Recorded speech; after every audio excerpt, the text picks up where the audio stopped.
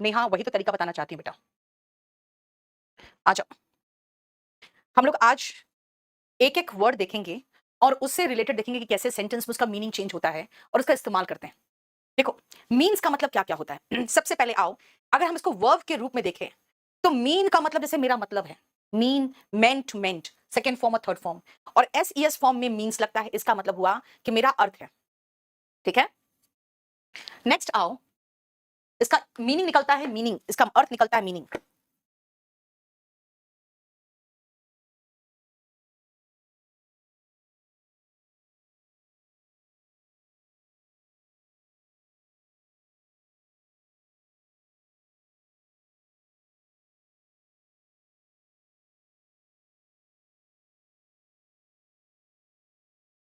यहाँ पे काटा हुआ नहीं है, इसको हटा देना।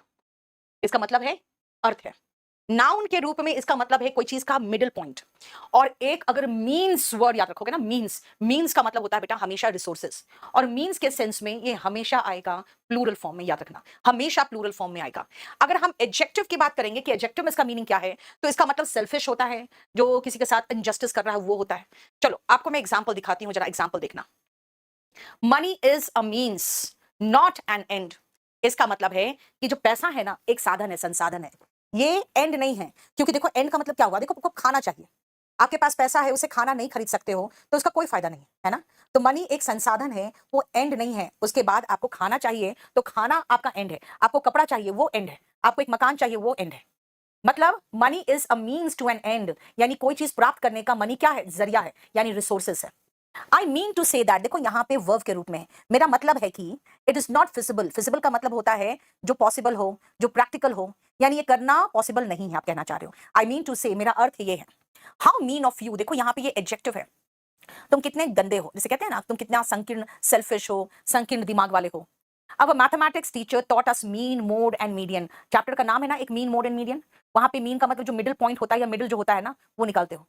अब मीन्स आर लिमिटेड, देखो मीन्स का मतलब हो गया यहाँ पे संसाधन, हमारे पास लिमिटेड रिसोर्सेस है। अब means are limited. To the well, well के लिए, वेल जानते हो वेल जो होता है पानी में, its tail is the sole means of propulsion. उसका देखना कोई फिन्स वगैरह नहीं होता, खाली टेल होता है। वही एकमात्र साधन होता है उसका ऊपर नीचे जाने का, आगे पीछे जाने का। प्रोपल्शन का मीनिंग मैंने दिया है, देखो, the force that pushes and drives forward, यानी खाली एक उसका टेल ही होता है जिससे अब इतना भारी भरकम शरीर को वो आगे पीछे मूव करता है। अब देखो 1, 2 में और 7th में और 6th में सब में मीन्स का मतलब रिसोर्स है। थर्ड में मीन का मतलब है कि मेरा मतलब होना। फोर्थ में मीन का मतलब सेल्फिश है। फिफ्थ में वो chapter mean, mode and median है। है ना। अब आओ, अगर मैं इससे रिलेटेड कुछ इडियम्स एंड फ्रेजेस की बात करूं, राइट, तो देखो जरा ध्यान से। फ्रेज बाय ऑल मीन्स, अगर मैं कहूं he will succeed by all means, इसका मतलब है कि वो निश्चित तौर पे सक्सीड करेगा। बाय मीन्स ऑफ, थ्रू के जरिए, अगर मैं कहूं ही amassed a lot of wealth by means of wrong practices, देखो बाय मीन्स ऑफ का मतलब हुआ के जरिए। बाय नो मीन्स, किसी भी तरीके से नहीं। देखो बाय नो मीन्स, सबका एग्जांपल लिखा है मैंने। पहला एग्जांपल देखो, पहला का एग्जांपल बाय ऑल मीन्स नहीं, बाय मीन्स ऑफ का एग्जांपल ही है।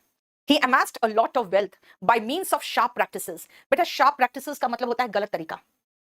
By dishonest means। By no means का मतलब है कि किसी भी हाल में नहीं। By no means can we allow corruption to flourish। हम किसी भी हाल में करप्शन को फलने फूलने नहीं दे सकते। By all means का मतलब है एकदम निश्चित रूप से। By all means देखो, by all means का मतलब certainly, निश्चित रूप से। He is a crook, मतलब वो बदमाश है, धोखेबाज है। ठीक है। देखो हम लोग जो कर रहे हैं वो कर रहे हैं अब कि भाई हम जो नाउन्स है उसका मीनिंग भी बताएंगे और साथ में उसका रिलेटेड इडियम्स भी खत्म करेंगे। 248 के बाद है ये, 249 है, राइट। जरा देखो स्पेक्टेकल, पहले मीनिंग देखो फिर बताएंगे। यस अनिशा, भाई मैं नाउन ही करा रही, तुम लोग लगता है ना रोज क्लास करते नहीं हो। मुझे नहीं लगता रोज क्लास करते हो, कभी भी ऐसे ही मुंह उठा के आ जाते हो।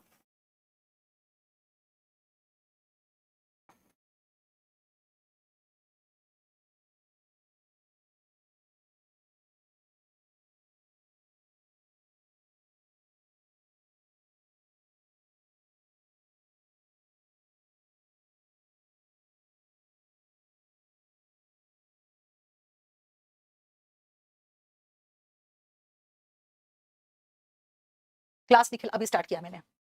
बेटा फोल्डर अलग अलग बना दो, तुम समझते हो? तुम जो बोल रहे हो मुझे वो है टेक्निकल काम, मैं कहां से फोल्डर अलग अलग बना दूं रे? बकवास करते हो तुम लोग को। इतना भी समझ में नहीं आता कि फोल्डर अलग अलग बनाने का मतलब है जो टेक्निकल डिपार्टमेंट उसको मैंने बोल दिया है अब वो बनाएगा। मैं यहाँ पढ़ा रही हूँ, बकवास मत करो बिल्कुल, पढ़ो चुपचाप से। स्पेक्टिकल्स बताया है मैंने, स्पेक्टिकल्स का मतलब चश्मा होता है। लेकिन बेटा यहां पर स्पेक्टिकल का मतलब अगर सिंगुलर प्लूरल दोनों में लेना चाहते हो तो दृष्टि होगा, नजारा होगा।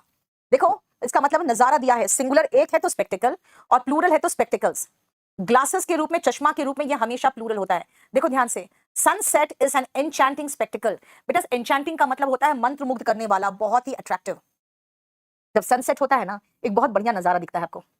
लेकिन अगर मैं सनसेट और सनराइज दो की बात कर दूं तो आर प्लूरल हो गया। देखो एन्चैंटिंग स्पेक्टिकल्स, नजारे। मेरा चश्मा कहाँ है, एक ही की तो बात हो रही है। तब भी कहूंगी वेयर आर माई स्पेक्टिकल्स। और अगर आप कहोगे नहीं मैं बताना चाहता हूं एक, तब तो आपको पेयर ऑफ स्पेक्टिकल्स लिखना पड़ेगा। A pair of spectacles is kept on the table.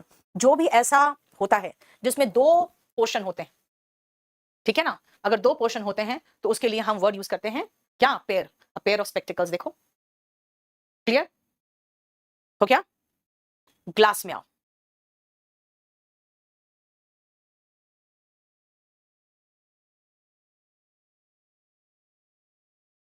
बेटा सबसे मेन चीज है, रिवीजन 2 बार कर चुकी हैं, अभी क्वेश्चन नहीं बन रहा, अभी तो तुम्हारा पढ़ाई शुरू ही किए हो निब्बा। एक तो नाम भी तुम्हारा इतना गंदा सा है कि मैं क्या बोलूं तुमको। सेकेंडली तुम्हारे जो क्वेश्चंस होते हैं उससे पता चलता है तुम्हारा लेवल अभी बहुत कमजोर है। तो अभी तुम तैयारी शुरू किए हो, थोड़ा तो पेशेंस रखो। ग्लास में हमने कुछ फ्रेजेस, इडियम्स भी देखो ग्लास पे बनाया हुआ है। देखो सब कोई अपना ओरिजिनल नाम से लॉगिन करो।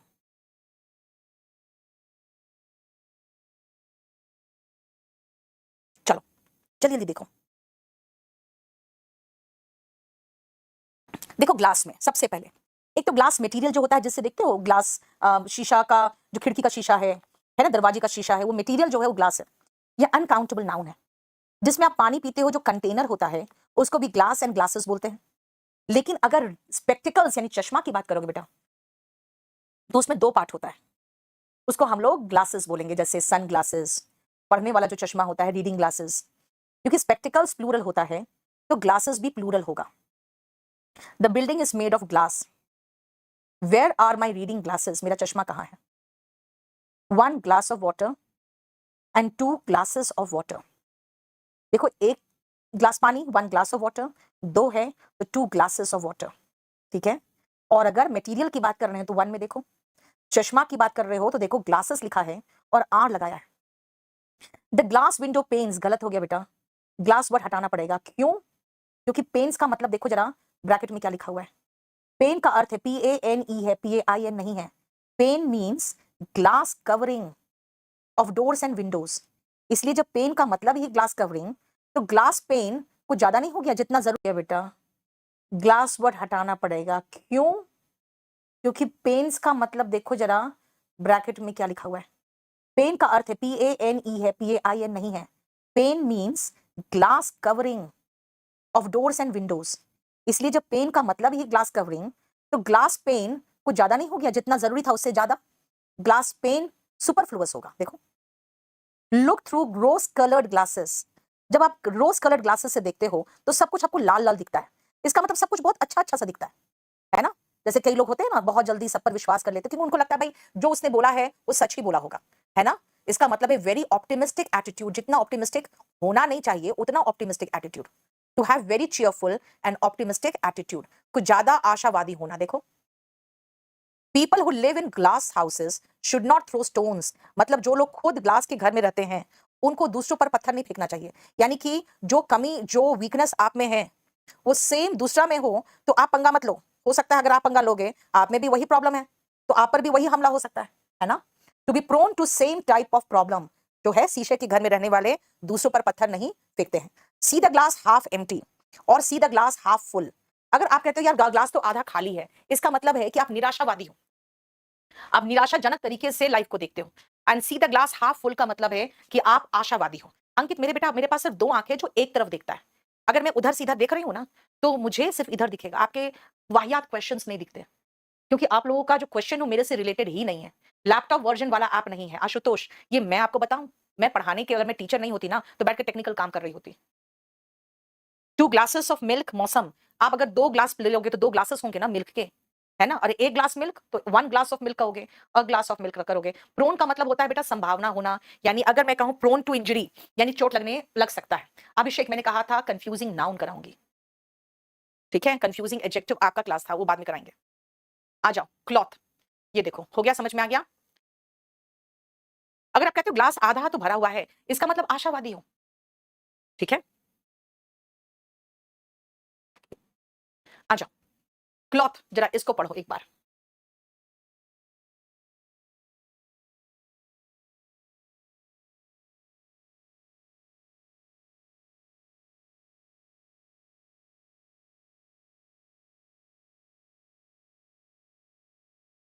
सब कुछ क्लास नोट्स में। पेसिमिस्टिक मतलब निराशावादी, जो हमेशा होपलेस रहता है। ऑप्टिकल का मतलब होता है जो आंख से रिलेटेड है।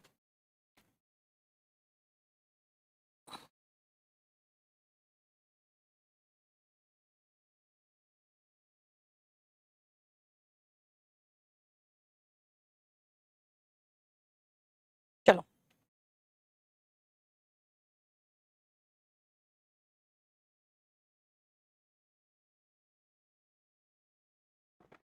क्लॉथ, इसका मटेरियल का मतलब होता है कि जो आप कपड़ा कहते हो मटेरियल के सेंस में वो क्लॉथ है।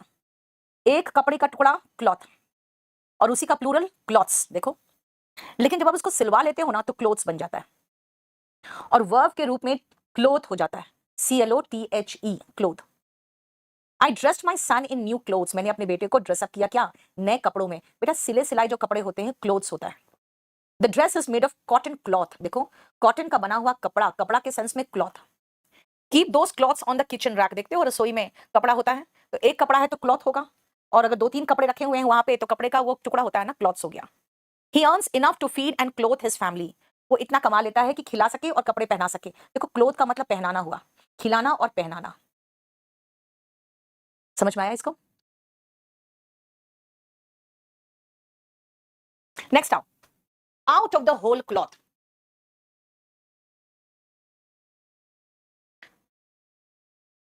स्टैटिक जीके का बुक अच्छा है।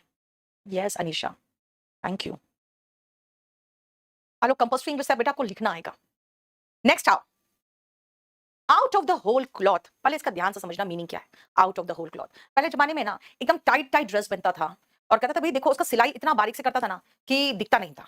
तो और लोगों को, लड़कियों को खासकर मूर्ख बनाया जाता था कि देखो ये आपके लिए स्पेशली जो फैक्ट्री है वहीं से, जहां पे कपड़ा बनता है वहीं फैक्ट्री से एकदम स्ट्रेट आपके लिए बन के आया है। और वो बिल्कुल झूठ बात हो सकता है यार, है ना। तो देखो अटरली फॉल्स, एकदम सफेद झूठ जिसको कहोगे, एकदम टोटल लाई जिसको कहोगे, है ना, total lie. Man of the cloth, अब देखते हो पादरी को, जो फादर वगैरह होते हैं चर्च में, एकदम बहुत बड़ा सा लंबा सा वो गाउन टाइप का पहने रहते हैं, यानी खाली कपड़ा ही कपड़ा दिखता है नहीं। तो आउट ऑफ द क्लॉथ का मतलब, मैन ऑफ द क्लॉथ का मतलब होता है पादरी, clergy man. To take the cloth यानी कि वही पादरी बन जाना, जो फादर वगैरह बनते हैं ना, वो ननहुड और जो सिस्टर वगैरह बनती है उसको कहते हैं टू टेक द क्लॉथ, ठीक है।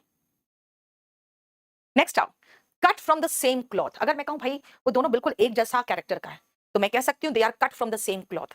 यानी अगर फेड करेगा कपड़ा तो दोनों, अगर मान लो एक कपड़े से 2 शर्ट सिला लो तो दोनों का सेम हर्ष होगा, खराब निकलेगा दोनों निकलेगा, ठीक है बेटा। व्हाइट लाई का मतलब होता है ऐसा झूठ जिससे कोई ज्यादा किसी को फर्क नहीं पड़ता, ठीक है। हर्षित मिश्रा बिल्कुल ले सकते हो।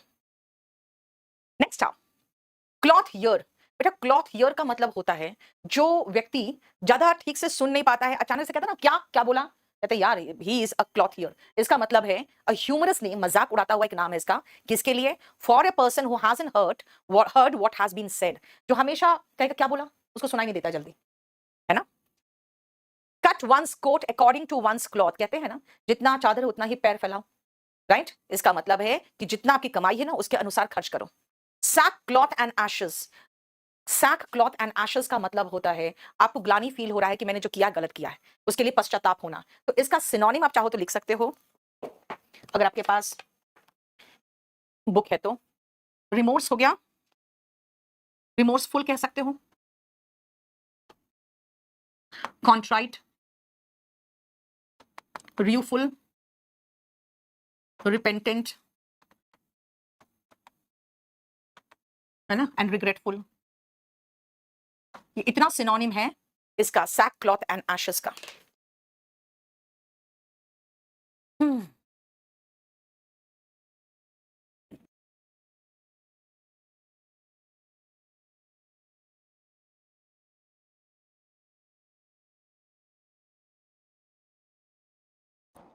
कॉन्ट्राइट, इन सब का मतलब है आप अपने कर्मों का पश्चाताप हो रहा है आपको। ठीक है, नेक्स्ट आओ। देखो लुक से हम कितने सारे फ्रेजल वर्ब कहते हैं।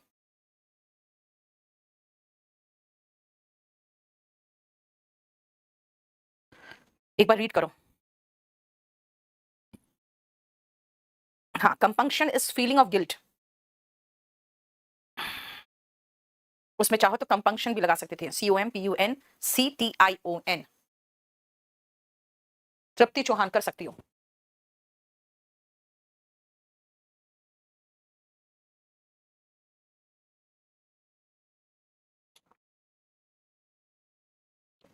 देखो लुक वर्ब में होता है देखना, एक और मीनिंग इसका दिखना, यानी देखना और दिखना दोनों है। जैसे अगर मैं कहूं राइट हैंड साइड देखो, ही लुक्स सैड, वो दुखी दिख रहा है। ही लुक्ड एट मी, उसने मेरी तरफ देखा। देखो देखना और दिखना दोनों हो गया। नाउन का में इसका मतलब होता है जो चेहरा आपका जैसा एक्सप्रेशन बना रहे हो ना चेहरा में, वो होता है फेशियल एक्सप्रेशन। थर्ड एग्जांपल देखो, he gave me a stern look, बहुत एकदम गुस्से में देखना। स्टर्न का मतलब होता है ना सख्त तरीके से, जैसे कि आपकी माँ आपके पापा कभी देखते हैं ना सख्त नजर से। He gave me a stern look, वो गुस्से से मेरी तरफ देखा। द वे वन अपियर्स, जैसा आप दिखाई देते हो वो भी लुक है। Her looks helped her carve a niche in the film industry, यानी कि उसका जो चेहरा मोहरा था उसने उसे हेल्प किया फिल्म इंडस्ट्री में अपनी जगह बनाने में। कार्व अ नीश का मतलब होता है जगह बनाना। इतना है लुक का मतलब। देखो जरा, अब आओ उसी से रिलेटेड हम इडियम्स देख लें। टू लुक वन सेल्फ, जैसा आप सामान्य रूप से दिखते हो। अगर मान लो आज आप थके हुए लग रहे हो, परेशान दिख रहे हो, तो मैं कहूंगी today you don't look your self, तुम आज खुद जो नॉर्मल वो नहीं दिख रहे हो। लुक इन टू इन्वेस्टिगेट, ठीक है, यानी कि किसी केस वगैरह की जांच पड़ताल करना। लुक थ्रू, देखो, टू लुक क्विकली एग्जामिन। अगर मैं कहूंगी जरा ये नोट्स देख लेना, लुक थ्रू द नोट्स, यानी कि नोट्स को जरा एक बार नजर डाल लो।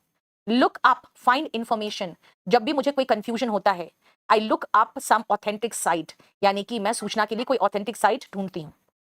लुक बैक, पास्ट देखना। अगर मैं कहूं कि when I look back I find I made many mistakes, जब भी मैं अपने लाइफ में पीछे देखती हूँ तो मुझे लगता है मैंने बहुत गलतियां की है।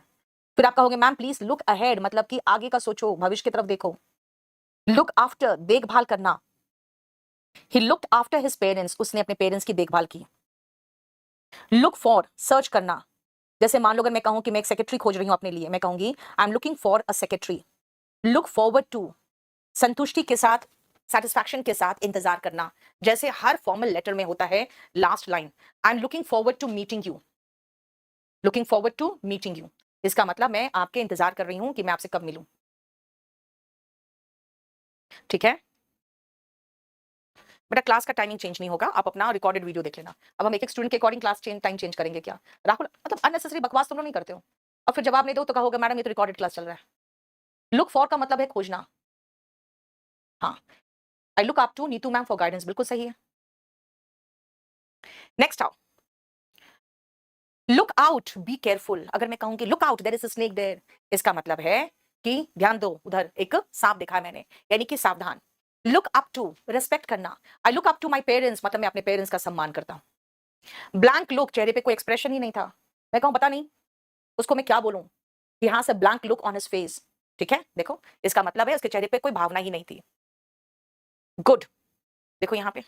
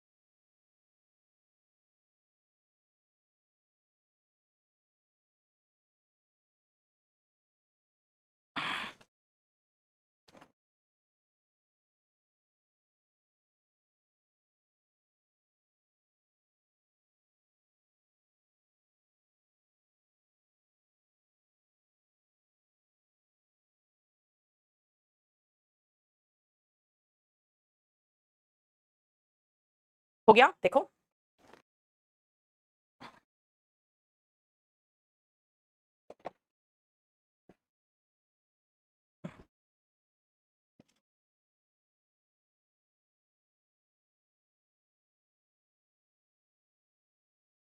देखो, गुड एडजेक्टिव में गुड का मतलब है अच्छा, उसी का सिनोनिम है गुडली। लेकिन अगर वेल कहोगे तो एडवर्ब होता है वेल, ठीक है। नाउन में गुड नहीं होता बेटा, गुड्स होता है, और ये हमेशा प्लूरल फॉर्म में ही आएगा। इसका मतलब जो चल संपत्ति है ना, जो आपका सामान है, वो गुड्स कहलाता है। अब आओ सबसे पहले, he is a good boy. देखो नाउन के रूप में बॉय है, तो नाउन क्या एडजेक्टिव विशेषता बताता है, बॉय एडजेक्टिव है। लेकिन वर्ब की विशेषता एडवर्ब बताता है, ही बिहेव्ड वेल, वर्ब की विशेषता एडवर्ब बताया। The goods are lying in the godown, goods मतलब सामान, the goods are lying, goods मतलब सामान यानी मूवेबल प्रॉपर्टी। अब goodly number of people turned up for the show, turn up का मतलब है आना, अच्छी खासी संख्या में लोग आए थे शो देखने के लिए। देखो गुडली मतलब अच्छी खासी, है ना। तो अ गुडली नंबर ऑफ पीपल बिल्कुल है, यानी अच्छी खासी संख्या में। गुड नंबर ऑफ पीपल भी चलता है वहां पे गुडली की जगह पे। फॉर गुड का मतलब क्या है, परमानेंटली। अगर मैं कहूं वो हमेशा के लिए इंडिया छोड़ दिया, तो कहेंगे ही लेफ्ट इंडिया फॉर गुड, अच्छे के लिए नहीं बेटा, इसका मतलब है परमानेंटली, हमेशा के लिए। अगर मैं कहूं रोने से कोई फायदा नहीं, it is no good crying, इसका मतलब है कि यूजलेस, वर्थलेस, है ना। नो गुड का मतलब हुआ किसी लायक नहीं। गुड फॉर नथिंग जैसे कहें अगर भाई वो लड़का इज गुड फॉर नथिंग, किसी काम का नहीं है। No good crying over spilt milk, ये होता है नहीं है, अब पछताए होत क्या जब चिड़िया चुग गई खेत, इसका मतलब है कि आप पछताने से कोई फायदा नहीं है, right. Getting upset of past events is worthless, जो हो गया उस पर अफसोस करने से कोई फायदा नहीं है। जैसे अगर मान लो आप कहोगे भाई इतनी छोटी सी गलती के कारण मेरा प्रॉब्लम हो गया, मैं कहूंगी there is no good crying over spilt milk. As good as gold, देखो बहुत ज्यादा परेशानी में कोई होता है ना, तो घर में जो सोना है वही बिकता है, जमीन भी जल्दी नहीं बिकता, है ना। इसका मतलब है कि obedient and well behaved, right, बहुत बढ़िया। अगर मैं कहूंगी he is as good as gold, यानी कि बहुत बढ़िया लड़का है। All good things must end, कई बार ऐसा होता है कि कुछ लोग बहुत टेंशन में आ जाते हैं, भाई इतना अच्छा चल रहा था खराब हो गया, सब कुछ बर्बाद हो गया। भाई सब कुछ हमेशा अच्छा नहीं रहता, all good things must and, है ना। सब कुछ अच्छी चीजें जो है वो एक ना एक दिन खराब खत्म होती है, ठीक है। अब बिल ऑफ गुड्स,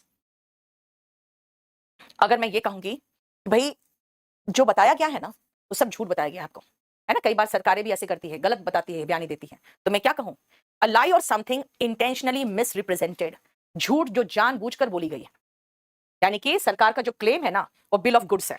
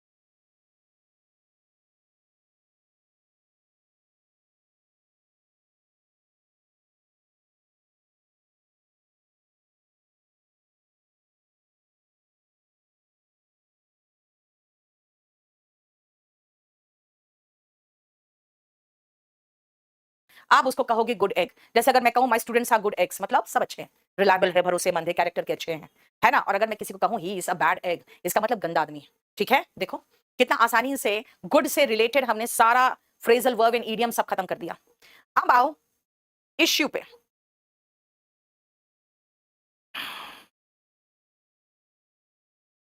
देखो इश्यू,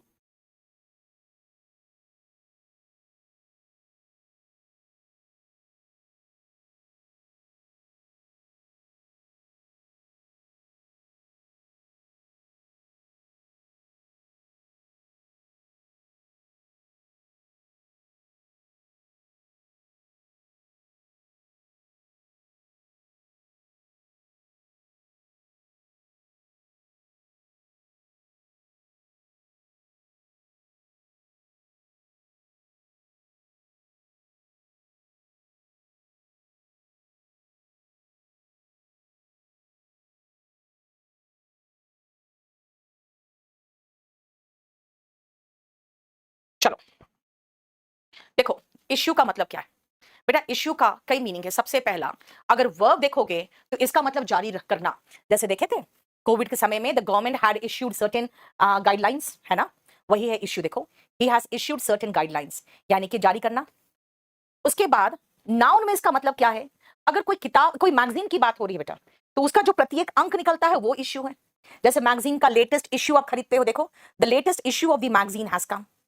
अगर कोई मुद्दा की बात करते हो तो वो भी है नाउन में। Is there any issue that is bothering you? क्या कोई ऐसा मुद्दा है क्या, कोई ऐसा मैटर है क्या? और इश्यू का मतलब संतान भी होता है। याद रखना, संतान के रूप में कभी भी प्लूरल फॉर्म में नहीं होगा। ही डाइड इंटेस्टेट, इंटेस्टेट का मतलब है बिना वसीयत के। As he had no issue, क्योंकि उसकी कोई संतान नहीं थी।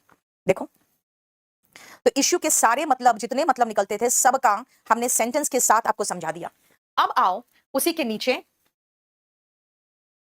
1 से लेकर 6 तक इडियम से जो वर्ड इश्यू से रिलेटेड है, देखो तो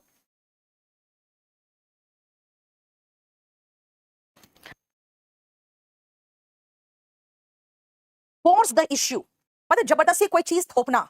जैसे कई बार होता है ना, पेरेंट्स अपने ही डिसीजन को आप पर थोप देते हैं, तो आप क्या कहोगे? My father force the issue, इसका मतलब उन्होंने कंपेल किया मुझे। फर्ज द इश्यू, कई बार होता है कि आप कोई काम करना नहीं चाहते हो, उसको अवॉइड करते हो, ठीक है ना, कुछ करने से बचते हो, सोचते हो प्रॉब्लम टल जाएगा। तो जैसे चाइना के मामले में the government should not fudge the issue, इसका मतलब अवॉइड नहीं करना चाहिए सरकार को। The government should not fudge the issue. देखो फज का मीनिंग क्या लिखा हुआ है? टू स्पीक और act in a way that is meant to avoid dealing with the problem, यानी कुछ करने से, कुछ समस्या को डील करने से बचना। साइड इश्यू यानी मेन मुद्दे से अलग। अगर मान लो मैं कहूंगी यार ये सब तो छोटी छोटे साइड के प्रॉब्लम्स है, मेन मुद्दा तो ये है, तो मैं कहूंगी दीस आर साइड इश्यूज, यानी कि ये लेस इंपॉर्टेंट है, इस पर आप ध्यान मत दो। आज जो मेन मुद्दा है वो है, तो आप बोलोगे the issue, the you can say the matter at issue is so and so. मतलब आज जो हम डिस्कस कर रहे हैं और जो मेन मुद्दा है वो ये है, तो क्या कहा मैंने? The matter at issue is, आगे लगा दो। कई बार ऐसा होता है कि जब आप बड़े होते हो ना, थोड़े से 15-16 साल के, तो आप हमेशा हर बात में अपने पेरेंट्स से डिसएग्री करते रहते हो। वो जो बोलते हैं आप उल्टा बोलते हो। तो you take issue with your parents when you are around 16 years old. देखो टेक इश्यू विथ समवन का मतलब क्या है? देखो टू डिसएग्री, किसी से विचार में मतभेद होना। और कभी आप छोटे मोटे बात का बतंगड़ बना देते हो। You make an issue of, to exaggerate, exaggerate का मतलब होता है बढ़ा चढ़ा देना। अब माइनर इश्यू, माइनर का मतलब हुआ छोटा, बात का बतंगड़ बनाना। We have 2 more such phrases जो मेक एन इश्यू का है, जिसको कहते हैं तिल का ताड़, राई का पहाड़। देखो to make a mountain out of a molehill, storm in a teacup, ठीक है। और एक और इडियम है, वो है to make an elephant out of a fly, यानी एक छोटी सी मक्खी का हाथी बनाना। ये चरण वाला का मैसेज भेज दो अभिषेक को। राई का पहाड़, तिल का ताड़, एग्जैजरेट का मतलब बढ़ा चढ़ा के पेश करना। प्रकाश में सबका मैसेज देख रही हूं, लेकिन मैं बेटा तुम लोग का मैसेज ही पढ़ती रहूंगी तो हो गया। कनिष्का क्या हुआ?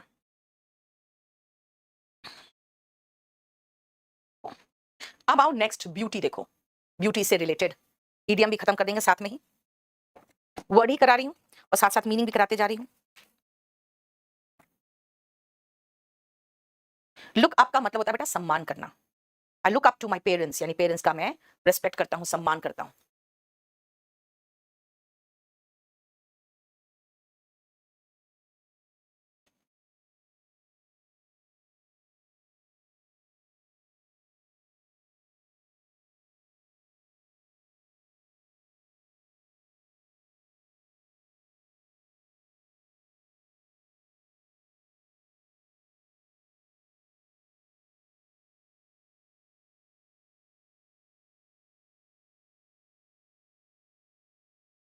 हो गया ब्यूटी।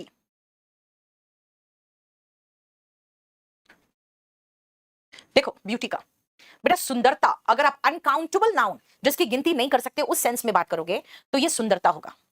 और अब ब्यूटीफुल गर्ल के रूप में भी ब्यूटी का इस्तेमाल करते हो, लेकिन अगर वो ब्यूटीफुल गर्ल्स हो गई तो ब्यूटीज हो जाएगा। और क्या, ब्यूटी का ब्यूटीज तभी लगाओगे ना जब वो काउंटेबल होगा तभी।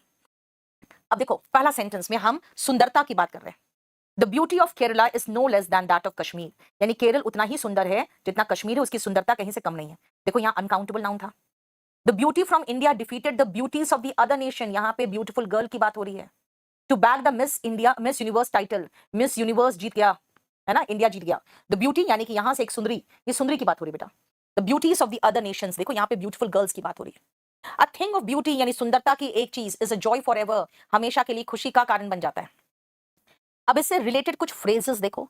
Beauty lies in the eyes of the beholder, यानी देखने वाले की आंख में सुंदरता बसती है। ठीक है, यानी अगर हो सकता है कुछ आपको बहुत सुंदर लगे, अगले को बहुत गंदा लगे, बोलेगा क्या गंदे सी पसंद है इसकी। Beauty is only skin deep, किसी की भी चमड़ी को अगर हटा दो तो सब इंसान एक जैसा दिखेगा, नहीं। इसलिए कहते हैं फिजिकल ब्यूटी आपके लिए बहुत इंपॉर्टेंट हो जाता है ना, वो सही नहीं। क्योंकि सुंदरता, जो फिजिकल सुंदरता है, वो सिर्फ स्किन डीप है, सिर्फ चमड़ी भर का उसका थिकनेस होता है।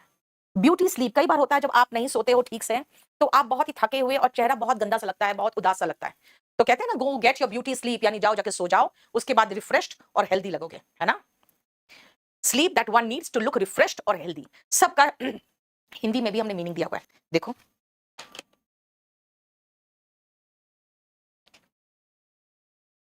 राइट, अबाउट टाइम, देखो टाइम से रिलेटेड कितना ढेर सारा है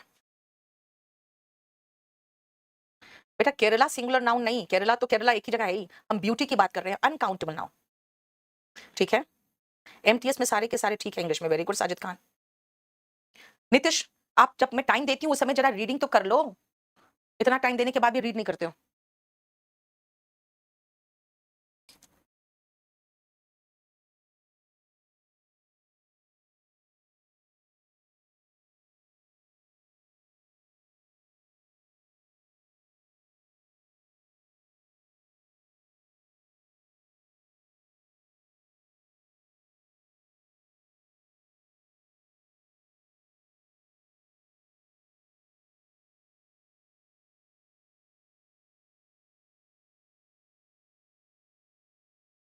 टाइम आ जाओ, टाइम का मतलब होता है समय। जैसे नीचे देखना, we have been celebrating these festivals since time immemorial, यानी अनंत काल से। टाइम इमेमोरियल का मतलब हुआ अनंत काल, मेमोरी में भी नहीं है कब से, है ना। इन त्योहारों को हम मनाते आए हैं अनंत काल से। दूसरा, समय का मतलब time, how much time do you have, तुम्हारे पास कितना समय है। लेकिन टाइम और टाइम्स, अगर हम ये वर्ड यूज कर दिए तो इसका मतलब कितनी बार, बार बार के सेंस में। How many times do you come here, तुम यहाँ कितनी बार आते हो। Many a time I see him here, कई बार मैं उसे यहाँ देखता हूँ। मेनी अ के साथ टाइम आता है, मेनी के साथ टाइम्स आएगा, देखो। Many times we make silly mistakes, बहुत बार हम बहुत सिली मिस्टेक्स कर देते हैं। My house is 4 times as big as yours होता है बेटा, ये एडजेक्टिव का है, ये क्वेश्चन एडजेक्टिव का है। 6 नंबर क्वेश्चन, जो एडजेक्टिव पढ़ चुके हो उनको ये पता होगा कि टाइम्स वर्ड के साथ पॉजिटिव डिग्री लगता है, और नाउन सिर्फ जो पढ़े हो वो उस पर ध्यान मत दो, ये एडजेक्टिव का पोर्शन है। टाइम्स के साथ पॉजिटिव डिग्री लगता है, ये बताया था उसमें। तो देखो टाइम का मतलब समय, टाइम का मतलब कितनी बार रिपीटेड हो रहा है, बार, ये नहीं।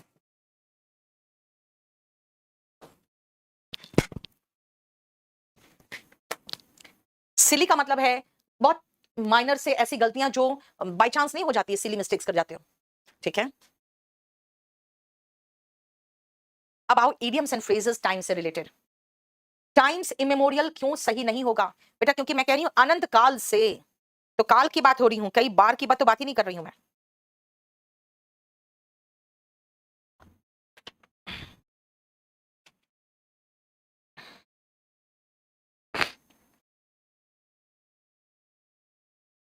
चलो अब देखो कितना इडियम्स है मेरा टाइम से। Time and tide wait for no man, किसी भी व्यक्ति का दो चीजें कभी इंतजार नहीं करती, एक तो समय, और टाइड का मतलब ज्वार होता है ना, जो कहते हैं ज्वार भाटा, वो। एट द 11th आवर, एकदम आखिरी क्षण में, एट द 11th आवर, आखिरी क्षण में। In the long run, ultimately, अगर मैं कहूंगी कि भाई देखो अभी आपको धीरे धीरे पढ़ो, you will get benefited in the long run, इसका मतलब है कि अंततः आपको समझ में आएगा, अल्टीमेटली आपको हेल्प करेगा। ठीक है, over a long period of time, ultimately make up for the lost time, इसका मतलब जैसे आप मान लो बहुत दिन तक एब्सेंट रहे और फिर आओगे अचानक कि मैम मेरा 1.5 महीने का सिलेबस छूट गया। मैं कहूंगी भाई अब आपको जल्दी जल्दी सिलेबस कंप्लीट करना पड़ेगा। मतलब you will have to make up for the lost time. जो टाइम तुम गवा चुके हो, है ना, उसको तुम्हें अब मेकअप करना पड़ेगा। In the nick of time, एकदम ठीक समय पर। भाई ट्रेन छूट जाती मेरी, I reach the station in the nick of time, exact समय पर। ठीक है, राउंड द क्लॉक, 2400 घंटा। You can not study round the clock, यानी 2400 घंटा नहीं पढ़ सकते। इन वन स्ट्रोक, तुरंत। अगर मैं कहूंगी भाई एक लॉटरी का टिकट उसे रातों रात अमीर बना दिया, he became rich in one stroke, एक झटके में। अगेंस्ट टाइम, अगर मान लो कोई वहां पे यूक्रेन में फंसा हुआ है और युद्ध शुरू होने वाला है, तो मैं कहूंगी he is running against time, यानी कि हाथ से समय निकला जा रहा है ना। कई बार ऐसा होता है आपको एकदम एक दे दिया जाता है कि बस एकदम डेडलाइन है, अब आपको खत्म जल्दी करना पड़ेगा, तो आप क्या कहोगे? We are working against time. इसका मतलब है कि डेडलाइन बिल्कुल क्विकली अप्रोच कर रहा है। एट वन टाइम, एक ही समय पर। You can not speak and eat at the same time. एक ही समय पर आप दोनों काम नहीं कर सकते कि बोलोगे भी और खाओगे भी, है ना। फ्रॉम टाइम टू टाइम, समय समय पर। जैसे अगर आप कोई चीज याद करते हो तो you should revise from time to time, यानी कि बीच बीच में रिवीजन करना चाहिए आपको। नहीं, in the nick of time का 11th आवर सिनोनिम नहीं है। इन नो टाइम, इसका मतलब तुरंत। मैं कहूंगी ये काम I will finish it in no time, यानी कि एकदम तुरंत खत्म कर लूंगी। इंस्टेंटली, यानी कि एकदम तुरंत। और इसका एक और सिनोनिम है in two shakes, time and again, बार बार। Time and again I am warning you, इसका मतलब है बार बार मैं तुम्हें वार्न कर रही हूं। देखो कितना इडियम्स कराया आपको। आज इसको जाके रट्टा मारो, याद करो, रिवीजन करो। ठीक है, ये लोड कर देना। ठीक है नितेश, इसका मतलब बेटा तुम्हारा बेस अभी बहुत कमजोर है। अब आप धीरे धीरे पढ़ो। अगर आप सोचोगे एकदम तुरंत कर लेंगे, 20 साल तक कभी कुछ पढ़ा ही नहीं, रातों रात मुझे आ जाएगा, इंग्लिश नहीं आता बेटा। आज सारा खाली मैंने आपको वोकैबुलरी का मीनिंग समझाया है, इसमें तो कुछ ज्यादा था भी नहीं समझने का। साइमल्टेनियसली का मतलब होता है एक साथ, एक समय पर। जाओ विशाल, बेटा वैलिडिटी बढ़ाने का है तो आप उसमें मेल करोगे ना, या लास्ट में जब 0 डेज हो जाएगा तब खरीदोगे। मनी कैसे अनकाउंटेबल है? मनी, पैसे, रुपीस, डॉलर्स काउंटेबल होता है, और स्टार्स प्लूरल है, काउंटलेस है। काउंटेबल है मतलब खरीद, आप शुरुआत कर सकते हो, ठीक है ना, लेकिन पूरी गिनती खत्म नहीं कर सकते। पवन, मेरा गोल्डन बुक आया जिसमें पूरा 2016 से 2022 तक का पूरा सारा सॉल्यूशन मैंने किया है, ये ले लो। राहुल कोई बात नहीं, अभी आप स्लोली करो, फिर रिवीजन जब करो जिसमें फंसोगे फिर से वीडियो देख लो उस क्वेश्चन का, नोट्स अपलोड कर दो ना। संध्या, इसके बाद वही कराऊंगी। नीतीश कुमार का देख लो, 41 कब का है और ये अभी बोल रहा है अभी। चलो आज इतना ही रहने दो, इसको मैं खत्म कराऊंगी कल, तो इसीलिए आप लोग कल फिर से आ जाना, तो मेरा ये वाला पोर्शन पूरा खत्म हो जाएगा। ठीक है, इसके लिए आप कल आ जाना।